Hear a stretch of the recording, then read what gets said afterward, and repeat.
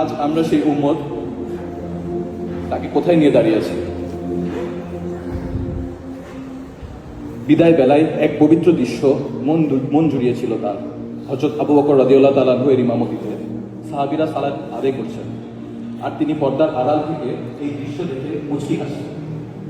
তার প্রশান্তি ছিল, আমার উম্মত একতাবদ্ধ, আমার উম্মত আল্লাহর পানির উপস্থিতায় অবনত। কিন্তু আজ যদি রাসূল সাল্লাল্লাহু আলাইহি ওয়াসাল্লাম ফিরে আসতেন, যদি তিনি দেখতেন তার সেই আদরের উম্মতের মসজিদগুলো আজ ফজরের সময় খালি পড়ে থাকে, যদি তিনি দেখতেন তার ভাইয়েরা আজ অস্থিরতায় মত্ত, যেই উম্মতের জন্য তিনি উহুদে রক্ত ঝরিয়েছে, সেই মানুষেরা আজ সামান্য দুনিয়ার লোভে মিথ্যা বলে, ধোঁকা দেয়।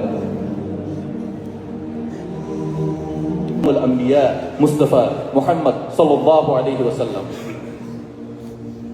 মন প্রাণ উজাড় করে তাই চলুন সেই মহান মানুষের নিমিত্তে আমরা দুরূদ পাঠ করি। আল্লাহুম্মা সাল্লি আলা সাল্লিম আলা নাবিয়িনা মুহাম্মদ اللهم صل على محمد وعلى آل محمد كما صليت على إبراهيم وعلى آل إبراهيم إنك حميد مجيد اللهم بارك على محمد وعلى آل محمد كما باركت على إبراهيم وعلى آل إبراهيم إنك حميد مجيد السلام عليكم ورحمة الله وبركاته جزاكم الله خيرا. وعليكم السلام.